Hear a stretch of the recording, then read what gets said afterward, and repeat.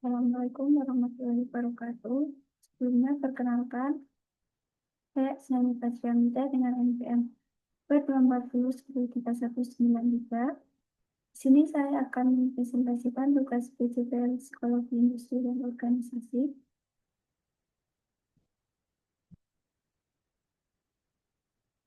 Di sini saya akan memaparkan hasil analisis mengenai stres kerja yang terjadi di PT Makanan Nusantara, khususnya di dua divisi utama, yaitu divisi produksi dan divisi marketing. PT Makanan Nusantara merupakan perusahaan pengolahan makanan siap saji yang saat ini mengalami lonjakan permintaan akibat kontrak baru dengan jaringan retail di Indonesia Timur. Pada divisi produksi terjadi penambahan shift malam untuk mengejar target produksi harian sebanyak 45.000 unit. Sayangnya, jumlah tenaga kerja ini tetap tidak ada tambahan, sehingga karyawan harus bergantian lembur. Kondisi lingkungan kerja juga cukup berat, seperti berisik karena mesin dan bau bahan makanan yang menyengat. Juga terjadi konflik prosedur di mana terdapat perbedaan instruksi pembersihan mesin antar shift dan ketidakpastian pekerjaan. Selanjutnya yaitu koordinasi yang buruk seperti masalah teknis mesin mati tidak ditangani dengan cepat akibat hierarki yang kaku. Sementara itu, di divisi marketing, tekanan datang dari menurunnya penjualan, keterbatasan anggaran, dan meningkatnya komplain konsumen di media sosial, dan beberapa anggota tim merasa tidak punya ruang untuk menyampaikan ide, bahkan ada yang mengalami tekanan emosional karena komentar pelanggan yang besar dan sarkastik. Serta pada divisi marketing ini terdapat staf yang mengalami masalah keuangan pribadi. Perbandingan stresor dari masing-masing divisi, dari divisi produksi, stresor dominan fisik dan teknis seperti lingkungan dan beban kerja. Pada divisi marketing, stresor dominan psikososial seperti emosional dan kreativitas terhambat. Dari sinilah dapat dipetakan berbagai stresor dan dampaknya terhadap individu dan organisasi. Di sini, stresor dibagi menjadi 3 kategori, yaitu stresor fisik, psikologis, dan organisasional. Stresor fisik seperti shift malam, kebisingan mesin, dan kurang istirahat. Sementara stresor psikologis, misalnya rasa khawatir akan kehilangan pekerjaan karena otomatisasi, konflik antar karyawan, atau rasa tidak dihargai. Selanjutnya pada stresor organisasional, seperti kebijakan lembur yang tidak fleksibel, SOP yang tidak konsisten antar shift, atau tekanan untuk performa tinggi dengan sumber daya yang terbatas.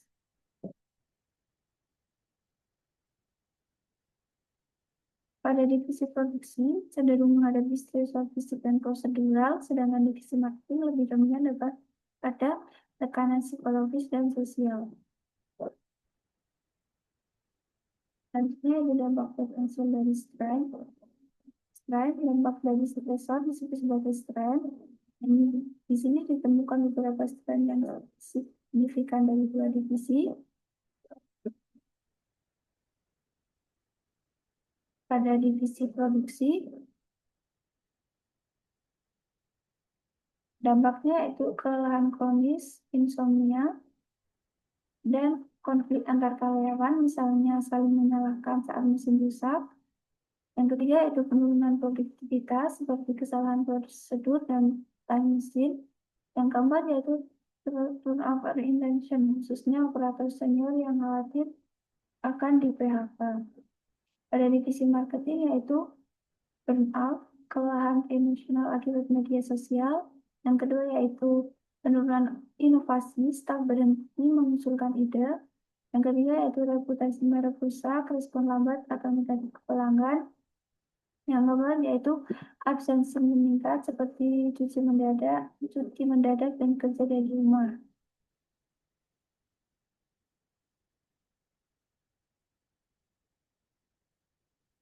Selanjutnya yaitu metode pengukuran stres. Tidak semua orang yang mengalami stresor akan langsung mengalami stres. Contohnya yaitu teknisi baru mungkin akan mengalami stres tapi tidak burnout jika mendapat dukungan. Metode untuk pengukuran stresnya yaitu kuesioner yang menggunakan alat seperti Stress Burnout Inventory (MBI) untuk burnout atau kuesioner stres kerja. Indikatornya yaitu skor kelelahan emosional, semua efikasi diri.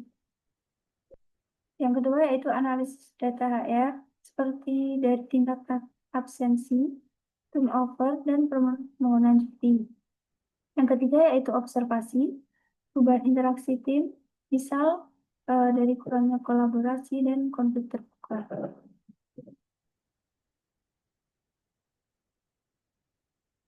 Dengan data ini, AFP bisa mengidentifikasi siapa saja yang mulai terdampak dan segera melakukan pendekatan preventif.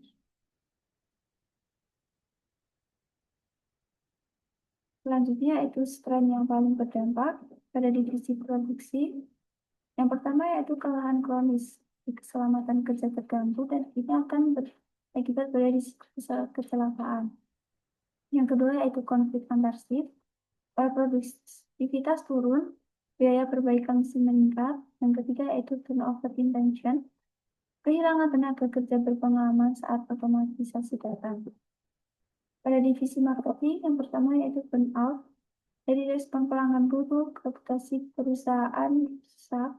Yang kedua yaitu penurunan inovasi, seperti kampanye tidak efektif, penjualan stagnan. Yang ketiga yaitu absensi tinggi, beban kerja tim tidak merata. Ini akan berdampak langsung pada kinerja bisnis, di target atau produksi penjualan, dan sustainability organisasi.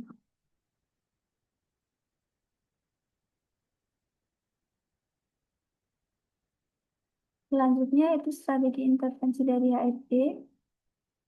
Dapat disarankan strategi intervensi yang realistis dan kontekstual seperti untuk divisi produksi.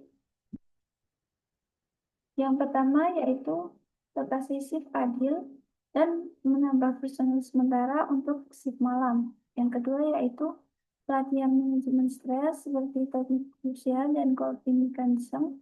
Yang ketiga yaitu SOP jelas dan pelatihan ulang seperti untuk pembersihan mesin dan menghindari multitafsir.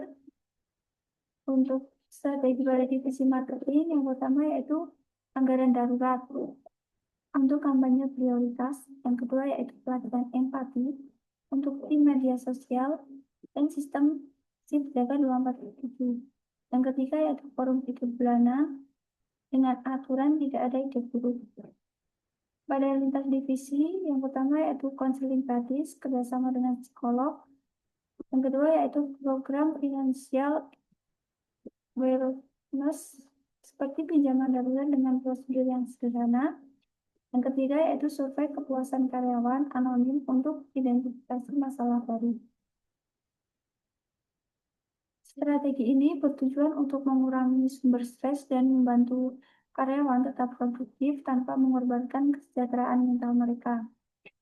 Analisis ini merujuk pada teori job demand control dari Karasek dan effort reward imbalance dari Chris yang menekankan bahwa stres kerja itu timbul ketika tuntutan pekerjaan tinggi tidak diimbangi dengan kontrol yang memadai atau imbalan yang sepadan.